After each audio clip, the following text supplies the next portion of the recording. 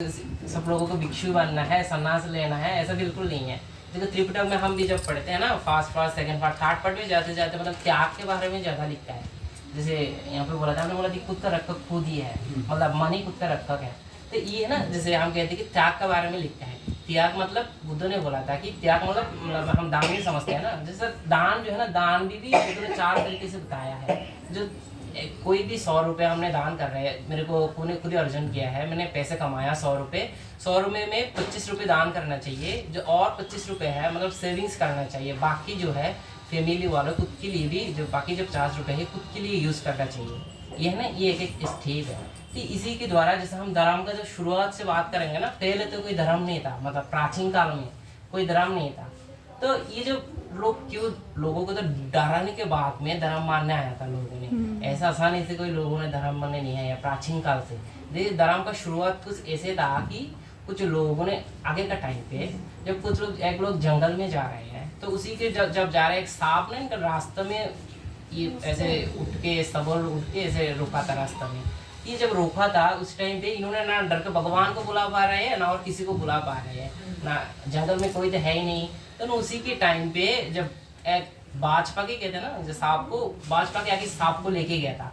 तो ये आदमी जब भी टाइम पे इन्हें जंगल में जाते हैं, ये बाजपा को शरण करके जा रहा है। तो और एक बंदा मछली मारने गया था समुद्र में, उसी के टाइम पे समुद्र का पानी खराब होने की वजह से इन्होंने नाव से जो डूब गया था। तो बिजली चमकने की वजह से इन्होंने कुछ लोगों ने आदमी ने एक सूखा हुआ एक लकड़ी का काट में इन्होंने उठ गया था। तो इन्होंने जब भी मछली मारने जाते थे, इन्होंने वो बिजली को इन्होंने शरण करके जा रहे हैं। देखो बिजली और बाजपा की कभी भगवान हो नहीं सकते, ये आपका जीवन का बारे में कुछ बता नहीं सकते। आप शरण करोगे तो भी आपका जीवन में जो आप जो करोगे कर लो आपका। तो ये है ना, ये चलते चलते एक टाइम पे आते आते जब चलते चलते लोगों ने इस चीज का मूर्ति बना लिया। जैसे बिजली जो है आकाश में जो बिजली चमका रहे हैं, इसका तो कोई किसी ने मूर्ति बना नहीं सकते ना।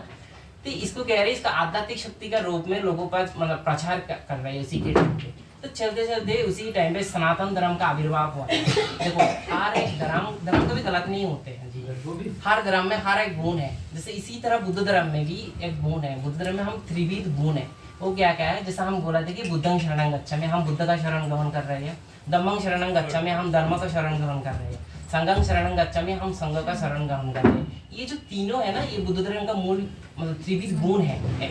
तो उसी टाइम पे जब चलने आ रहे हैं, जब टाइम पे जैसे हिंदू धर्म में जात पात का बहुत रिवाज है, एक टाइम पे एक रिवाज है। मतलब जो पूजा हमारा दिल्ली में मना जा रहा है, उसी पूजा हमारे सिलीगुड़ी में जाके मना नहीं रहा है। ये था ना, ये जगह जगह पे चेंजेस हो रहे हैं। धर्म कभी ऐसा नहीं हो सकते। धर्म जगह स्थान काल पात्र में सेम होना चाहिए। जैसे हम बुद्ध धर्म का बात करेंगे तो 2500 साल पहले जैसे फल दिखा रहे हैं, अभी भी सेम फल दे रही है। ये त्रिपिटक में भी है, और भी धर्मों में आप जाकर खुद ही पढ़ सकते हो। ये सामने भी जाके सेम ही फल देगा बुद्ध धर्म इसको, क्योंकि इसका स्थान काल पात्र में कोई चेंजेस नहीं है बुद्ध धर्म का। तो ये है ना, ये बुद्ध धर्म को उसी के टाइम पे जैसे बुद्ध भगवान का जन्म हुआ है, इसी के टाइम से जैसे बुद्ध भगवान सिद्धार्थ हुआ है, इसके टाइम से बुद्ध भगवान बुद्धिस्ट धर्म का शुरुआत हुआ था। जैसे हम अभी जो ये जो बुद्ध भगवान का जो मूर्ति देख रहे हैं ना, ये अफगानिस्तान में सबसे पहले फर्स्ट टाइम डिजाइन किया था अफगानिस्तान में। ये बुद्ध का जो मूर्ति है, ये जैसे हम गया का बात करेंगे, जैसे बुद्ध गया जो है वहाँ पे बुद्धों ने बुद्धि जो पिंपल का जो पेड़ है, बहुत एक पेड़ देखोगे, ये 4th जनरेशन का पेड़, ये ओरिजिनल पेड़ नहीं है। अभी जिसको हम जैसे बोलते हैं कि यासा मोले निसिन्यो सब्बरी विजयं का पत्तु सब्बे युतं सत्तवंततं बुद्धिपादपं इमे नीति महाबुद्धि लोकनाथन पूजितं अहं पीति नमस्तमे बुद्धिराज नमस्तुति। हम बुद्ध भगवान ने जब बुद्धि ज्ञान लाभ किया था फर्स्ट टाइम, वहाँ पे ना 4 स्थान पे मतलब 4 हफ्ते रुका था। ये जो है ना, मतलब ये जो बुद्धि पिंपल का जो पेड़ है, मतलब जो बुद्धि भिक्षु है, इनको मतलब कृतज्ञता प्रकाश किया था। मतलब हाँ, मैंने इस पेड़ के नीचे बैठ के मैंने जो बुद्धि ज्ञान है मैंने ये खुद ही प्राप्त किया है। ये ना, ये जो कृतज्ञता प्रकाश किया है, इसको ना 4 जगहों से लेके एक की वंदना भी है। जैसे पटमांग बुद्धि पलांकांग, द्वितीयांग अनोपि संपिता, तृतीयांग सप्तमनुसेतंग, सुप्तंग रतनांगरा। रतनांगरा कौन सा है, जो हम पिंपल का पेड़ के लेफ्ट में पड़ेगा, जो कोने में एक छोटा सा क्षेत्र जैसे बना दिया है वहाँ पे, ये ना रत्नांग है। जब हम डूबते द्वितीयांग अनोपि संपिता कौन सा है, जो हम शुरुआत जो एंट्री गेट के जो लेफ्ट में पड़ेगा शुरुआत में, ये है द्वितीयांग अनोपि संपिता। तृतीयांग सप्तम अनुसेतंग मतलब जो एक कुआ है ना, कुआ देखोगे बुद्धि का इसकी जगह कुआ है, वहाँ पे भी जो है चतुर्थ मतलब वहीं पे भी रोका था बुद्ध भगवान ने। ये ना एक स्टेज है। जब ये इसका भी बात करेंगे, जैसे धर्म का हम शुरुआत की बोला था, तो अब बारी आते हैं कि जैसे बुद्ध धर्म का ना मतलब मेडिटेशन के जब बारी आता है, मतलब खुद का जैसे बोला था कि खुद के बारे में जानने के लिए खुद का रक्षक खुद ही है।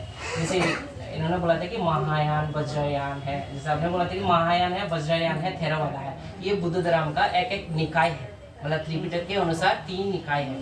जैसे थेरावाद है, वज्रयान है, महायान है। इसी तरह जो थेरावाद है हमारा भारत में सबसे ज्यादा जो है ये थेरावाद है, जैसे हमने फॉलो करते हैं थेरावाद फॉलो करते हैं।